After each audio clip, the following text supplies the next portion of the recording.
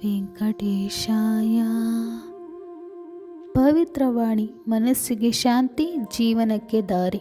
ಚಾನಲ್ನ ಸಮಸ್ತ ಆತ್ಮೀಯ ಭಕ್ತರಿಗೆ ಹೃತ್ಪೂರ್ವಕ ಸುಸ್ವಾಗತ. ನಮ್ಮ ತಿರುಮಲ ಯಾತ್ರೆಯ ಭಾಗ 2ರಲ್ಲಿ ನಾವು ಸ್ವಾಮಿ ಪುಷ್ಕರಿಣಿಯ ಪವಿತ್ರತೆ ಹಾಗೂ ಮೂಲ ಒಡೆಯ ಆದಿಕೂಲು ವರಹಸ್ವಾಮಿಯ ದರ್ಶನದ ಮಹತ್ವವನ್ನು ವಿಸ್ತೃತವಾಗಿ ತಿಳಿದಿದೆವು. ಈಗ ಭಾಗ 3ರಲ್ಲಿ ನಾವು ಮಹಾದ್ವಾರವನ್ನು ದಾಟಿ ಆನಂದ ನೀಲೆಯ ಪ್ರವೇಶಿಸಿ ಕಲಿಯುಗ ವೆಂಕಟನಾಥನ ದಿವ್ಯ ಚರಣಗಳನ್ನು ಕಣ್ತುಂಬಿಕೊಳ್ಳುವ ಆ ಅತ್ಯಪೂರ್ವ ಕ್ಷಣದ ರಹಸ್ಯಗಳನ್ನು ತಿಳಿಯೋಣ. ಕ್ಯೂ ಲೈನ್ ಪ್ರವೇಶ ಮತ್ತು ಮನಸ್ಸಿನ ಏಕಾಗ್ರತೆ. ವರಹಸ್ವಾಮಿ ದರ್ಶನ ಮುಗಿಸಿ ವೈಕುಂಠ ಕ್ಯೂ ಕಾಂಪ್ಲೆಕ್ಸ್ ಪ್ರವೇಶಿಸಿದ ತಕ್ಷಣ ನಮ್ಮ ಮನಸ್ಸಿನಲ್ಲಿ ಪ್ರಪಂಚದ ಎಲ್ಲ ಚಿಂತನೆಗಳನ್ನು ಮರೆಯಬೇಕು. ಅನೇಕರು ಕ್ಯೂ ಲೈನ್ನಲ್ಲಿ ನಿಂತಾಗ ಕೋಪಿಸಿಕೊಳ್ಳುವುದು, ಪಕ್ಕದಲ್ಲಿರುವವರ ಜೊತೆ ಜಗಳವಾಡುವುದು ಅಥವಾ ಮೊಬೈಲ್ ನೋಡುವುದರಲ್ಲಿ ಕಾಲ ಕಳೆಯುತ್ತಾರೆ. ಆದರೆ ನೆನಪಿಡಿ, ನೀವು ಆನಂದ ನಿಲಯಕ್ಕೆ ಹತ್ತಿರವಾಗುತ್ತಿದ್ದೀರ. ಆ ಸಮಯದಲ್ಲಿ ಓಂ ನಮೋ ವೆಂಕಟೇಶಾಯ ಅಥವಾ ಗೋವಿಂದ ಗೋವಿಂದ ಎನ್ನುವ ನಾಮಸ್ಮರಣೆಯನ್ನು ಮನಸ್ಸಿನಲ್ಲೇ ಮಾಡುತ್ತಾ ಭಗವಂತನ ದಿವ್ಯ ರೂಪವನ್ನು ಧ್ಯಾನಿಸುತ್ತಿರಬೇಕು. ವಿಮಾನ ವೆಂಕಟೇಶ ಮತ್ತು ಆನಂದ ನೀಲಿಯ ದಿವ್ಯ ಶಕ್ತಿ. ಗರ್ಭಗುಡಿಯತ್ತ ಸಾಗುವಾಗ ಪ್ರತಿಯೊಬ್ಬ ಭಕ್ತನ ಕಣ್ಣಿಗೆ ಬೀಳುವುದೇ ತಂಗಡಿಯಲ್ಲಿ ಮಿಂಚುವ ಆನಂದ ನೀಲೆಯ ವಿಕಸಿತ ಗೋಪುರ. ಈ ಗೋಪುರದಲ್ಲಿ ನಿರ್ಮಿಸಲಾಗಿರುವ ವಿಮಾನ ವೆಂಕಟೇಶ ಸ್ವಾಮಿ ಅತ್ಯಂತ ಜಾಗೃತ ದೈವ. ಕ್ಯೂ ಲೈನ್ನಲ್ಲಿ ಸಾಗುವಾಗ ಈ ವಿಮಾನ ವೆಂಕಟೇಶನಿಗೆ ಕೈ ಮುಗಿದು ನಮಸ್ಕರಿಸಿದರೆ ಸಾಕ್ಷಾತ್ ಮೂಲ ವಿಗ್ರಹ ದರ್ಶನದಷ್ಟೇ ಪುಣ್ಯ ಫಲ ಸಿಗುತ್ತದೆ. ಅಲ್ಲಿನ ಬಂಗಾರದ ಪ್ರಕಾಶ ಮತ್ತು ದೈವಿಕ ವೈಬ್ರೇಷನ್ ನಮ್ಮ ಶರೀರದಲ್ಲೂ ಒಂದು ಅಪೂರ್ವ ಶಾಂತಿಯನ್ನು ನೀಡುತ್ತದೆ. ಗರ್ಭಗುಡಿಯ ಬಂಗಾರದ ಬಾಗಿಲು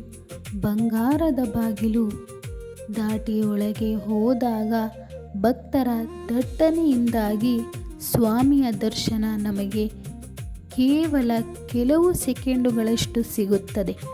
ಆ ಕ್ಷಣದಲ್ಲಿ ಗೊಂದಲಕ್ಕೊಳಗಾಗದೆ ಏನು ಮಾಡಬೇಕು? ಶಾಸ್ತ್ರದ ಪ್ರಕಾರ ನಾವು ಗರ್ಭಗುಡಿಯಲ್ಲಿ ಸಾಕ್ಷಾತ್ ಶ್ರೀನಿವಾಸನ ಎದುರು ನಿಂತಾಗ ಮೊದಲು ಸ್ವಾಮಿಯ ದಿವ್ಯ ಪಾದ ಪದ್ಮಗಳನ್ನು ಶಿವಾರಿ ಚರಣ ನೋಡಲೇಬೇಕು. ತದನಂತರ ಸ್ವಾಮಿಯ ಕಟಿಕ ಹಸ್ತ, ಸಂಸಾರವೆಂಬ ಸಮುದ್ರ ಮೊಣಕಾಲುದ್ದ ಮಾತ್ರ ಇದೆ ಎಂದು ತೋರಿಸುವ ಅಭಯ ಹಸ್ತ, ಎದೆಯ ಮೇಲಿರುವ ಸಾಕ್ಷಾತ್ ಮಹಾಲಕ್ಷ್ಮೀ ದೇವಿ ಮತ್ತು ಕೊನೆಯದಾಗಿ ಸ್ವಾಮಿಯ ತೇಜೋಮಯವಾದ ಮುಖಕಮಲ ಹಾಗೂ ಕಿರೀಟವನ್ನು ಕಣ್ತುಂಬಿಕೊಳ್ಳಬೇಕು.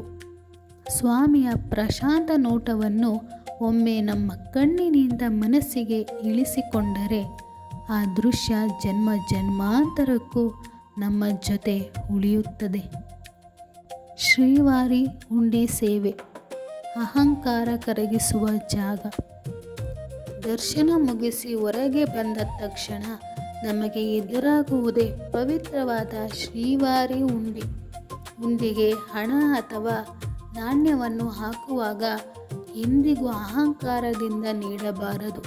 ನಾವು ಮನೆಯಿಂದ ತಂದಿದ್ದ ಮುಡಿಪಿನ ಹಣವನ್ನು ಅತ್ಯಂತ ನಮ್ರತೆಯಿಂದ ಹುಂಡಿಗೆ ಅರ್ಪಿಸಬೇಕು.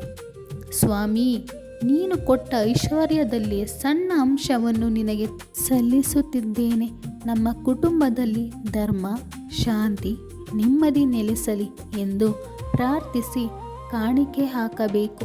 ಮನೆಗೆ ಬರಲು ಸಾಧ್ಯವಾಗದ ಕುಟುಂಬಸ್ಥರ ಹೆಸರನ್ನು ಹೇಳಿ ಅವರ ಮುಡಿಪನ್ನು ಹುಂಡಿಗೆ ಸಲ್ಲಿಸಬೇಕು. ಶಟಾರಿ ಸ್ವೀಕಾರ ಮತ್ತು ಅಕ್ಷತೆ ಪ್ರಸಾದ.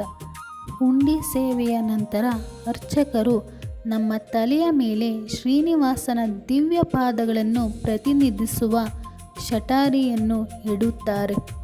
ಶಟಾರಿಯನ್ನು ತಲೆಯ ಮೇಲಿಟ್ಟುಕೊಳ್ಳುವಾಗ ಎರಡೂ ಕೈಗಳನ್ನು ವಿನಮ್ರವಾಗಿ ಮುಗಿದು ಕಣ್ಣು ಮುಚ್ಚಿ ಭಗವಂತನ ಆಶೀರ್ವಾದವನ್ನು ಸ್ವೀಕರಿಸಬೇಕು. ಇದು ನಮ್ಮ ಅಹಂಕಾರ ಮತ್ತು ಮದವನ್ನು ಕಳೆದು ನಮ್ಮ ತಲೆಗೆ ದೈವಿಕ ರಕ್ಷೆಯನ್ನು ನೀಡುತ್ತದೆ. ಅಲ್ಲಿ ನೀಡುವ ಅಕ್ಷತೆ ಅಥವಾ ತುಳಸಿಯನ್ನು ಅತ್ಯಂತ ಮಡಿಯಿಂದ ಸ್ವೀಕರಿಸಿ ಕಣ್ಣಿಗೆ ಒತ್ತಿಕೊಂಡು ಜೇಬಿನಲ್ಲಿ ಅಥವಾ ಬ್ಯಾಗಿನಲ್ಲಿ ಕಾಯ್ದಿರಿಸಿಕೊಳ್ಳಬೇಕು. ದರ್ಶನದ ನಂತರ ಕುಳಿತುಕೊಳ್ಳುವ ಶಾಸ್ತ್ರೀಯ ನಿಯಮ.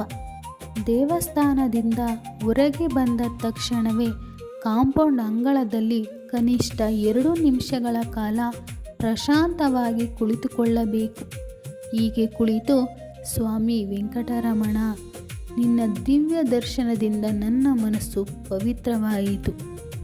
ಈ ಧನಾತ್ಮಕ ಶಕ್ತಿ ನನ್ನ ಕುಟುಂಬದ ಜೊತೆ ಸದಾ ಇರಲಿ ಎಂದು ಮನಸ್ಸಿನಲ್ಲಿ ಸಂಕಲ್ಪ ಮಾಡಿ ಎದ್ದು ಬರಬೇಕು.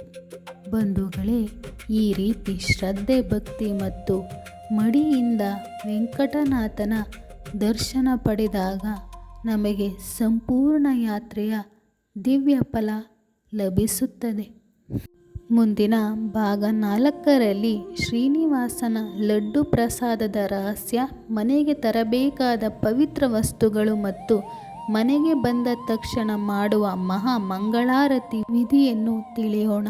ಈ ಮಾಹಿತಿ ನಿಮಗೆ ಉಪಯುಕ್ತವೆನಿಸಿದರೆ ವಿಡಿಯೋ ಲೈಕ್ ಮಾಡಿ, ನಿಮ್ಮ ಆಪ್ತರಿಗೂ ಶೇರ್ ಮಾಡಿ. ಕಮೆಂಟಿನಲ್ಲಿ ಭಕ್ತಿಯಿಂದ ಓಂ ನಮೋ ವೆಂಕಟೇಶಾಯ ಎಂದು ಬರೆಯಿರಿ. ನಮ್ಮ ಪವಿತ್ರವಾಣಿ ಚಾನಲ್ಗೆ ಸಬ್ಸ್ಕ್ರೈಬ್ ಮಾಡಲು ಮರೆಯಬೇಡಿ. ಧನ್ಯವಾದಗಳು.